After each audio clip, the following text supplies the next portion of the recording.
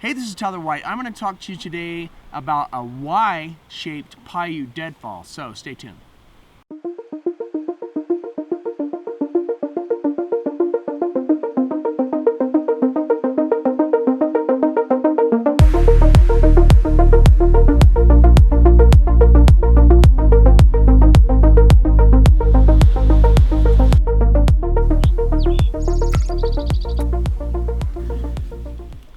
Okay, most of the Paiute deadfalls that you see being used are essentially a straight piece with another little flat piece right here, and it kind of just sets up on the rock like this, and then you've got your trigger stick, or it'll wrap all the way around, and you've got your trigger stick right here.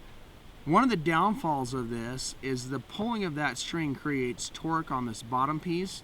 It can be overcome, but if you get too much friction in there, then the trap itself is not as sensitive as you want it to be.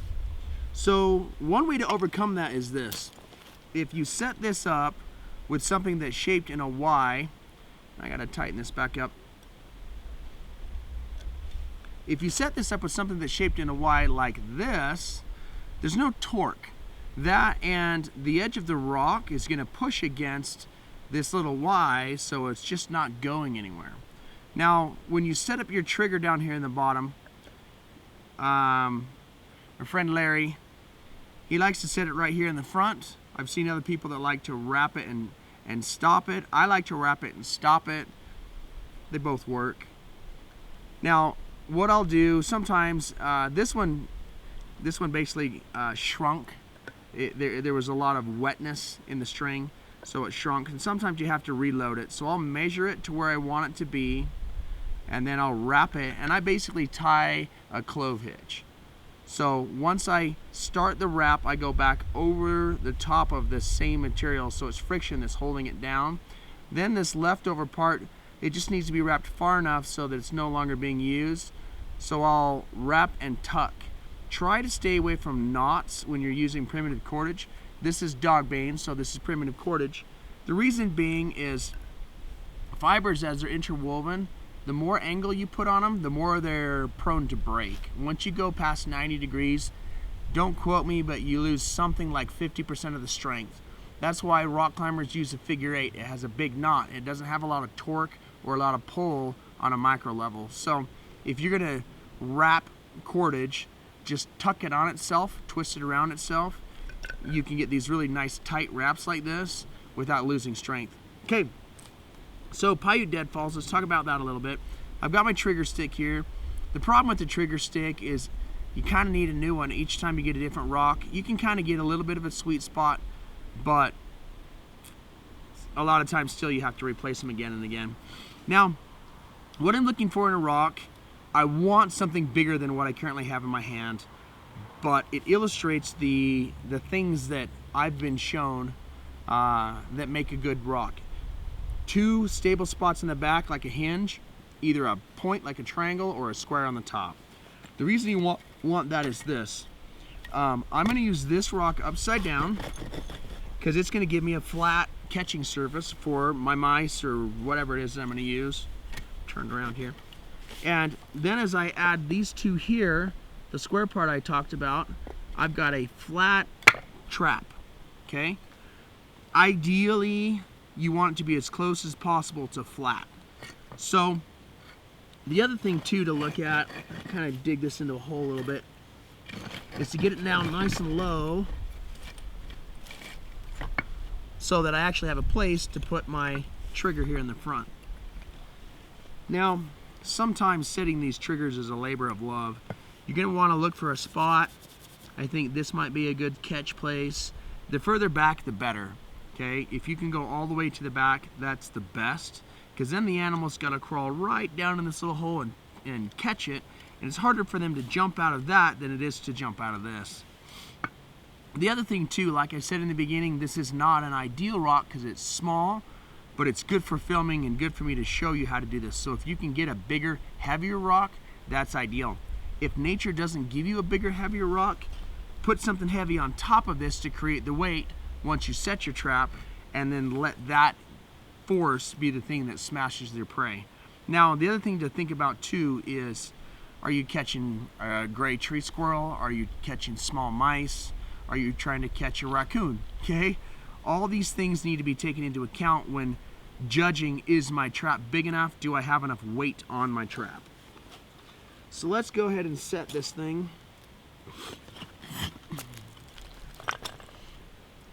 Try to do this in a way that you all can see what I'm doing. Essentially this little Y shape here goes just like that. You want this to be outside of your rock so that when it collapses down, it doesn't stop itself because it ran into your trap. The worst thing to do is to trigger the trap and then the trap keeps itself open.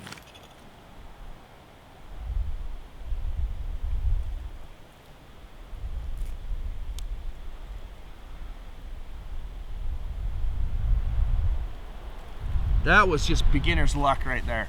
Okay, so now that I've got that set up, we'll demonstrate how this thing works. Where'd that little string go?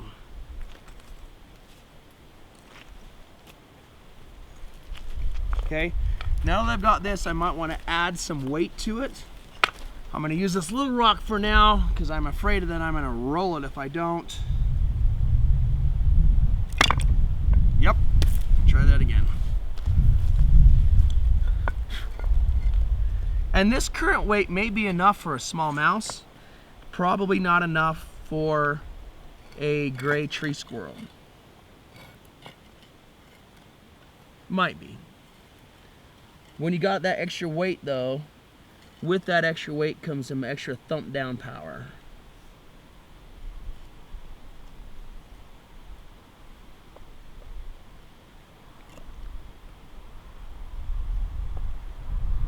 Now because it's got this Y shape, I can kind of lean it.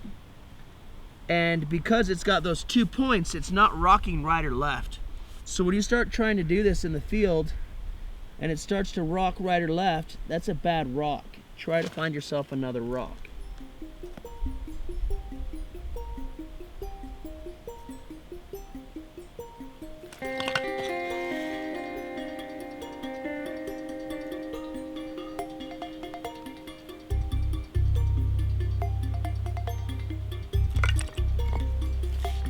Get underneath this, do it the right way.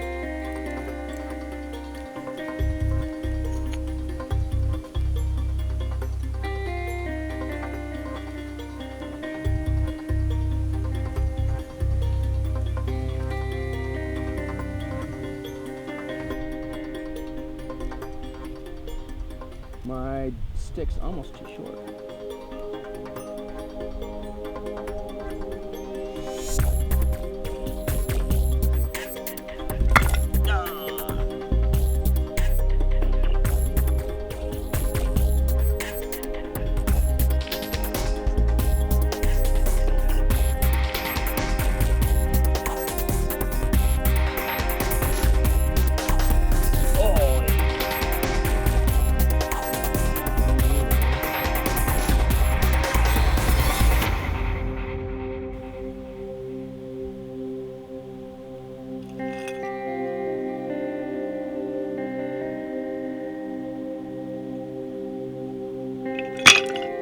That was the straw that broke the camel's back. One more time.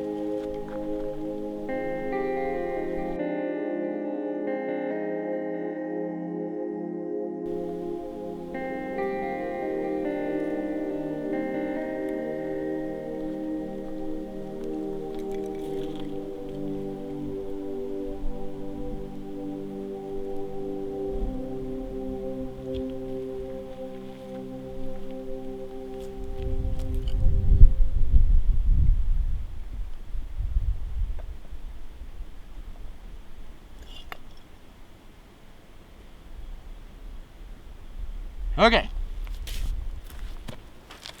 so I got this set up, and again, to reiterate this, I want to do this with bigger rocks, okay?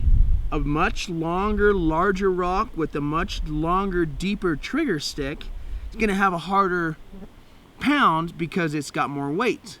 This will work just fine though for something small like a mouse or a jumping mouse or something little. This is a little bit too small for some of the larger, I think this is too small for a pack rat, maybe too small for a gray tree squirrel or something. But this illustrates the principles that we're looking for. With this design where you have the Y, I don't have all that torque. It's not moving all around because it stabilizes itself right here in the joint. I can see that the jaw bridge here, the whole entire deadfall trap sitting outside of that. So there's no way that when I trigger this, it's gonna land on these other big sticks and not crush down far enough to kill the animal. So again, try to get your trigger stick all the way to the back. Try to make it a nice large one if you can. Put a flat surface on the bottom and set this on a flat surface as well so that it will kick out when it's triggered. So let's get down in here and show you what it looks like when it goes off. Now, there's two schools of thought on this. One of them is dig a hole on the left and the right to put your bait in. It will force the animal to go back and forth between the two holes and step on that trigger stick and fire it off. The other school of thought is to skewer your meat or grasshopper with the trigger stick so they have to pull on it to knock it down. The problem is that sometimes they will lick and bite that skewered meat and they won't trigger the trigger stick. But if it's sensitive, which this Y shape tends to be very sensitive without falling off, you can still make it work. So the way it works, the animal comes around, they touch that little stick right there, and it smashes it. You can see that it kicked all of this stuff out. The extra rocks on top were enough weight to really push it down. Now this is a stick that doesn't count because that's my mouse. And then the trigger stick's in the back, but the trigger stick's small. And all you need is enough to catch the skull or catch the front part of the animal, crush the lungs, whatever. Smash it good enough so that you've got food from it later on.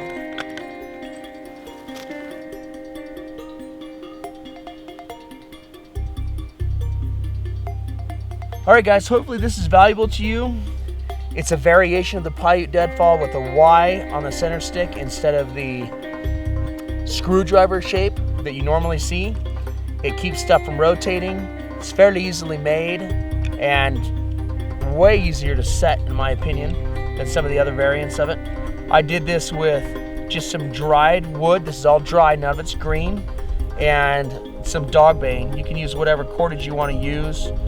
I like showing with dog bane so that you can see that this can be done 100% naturally.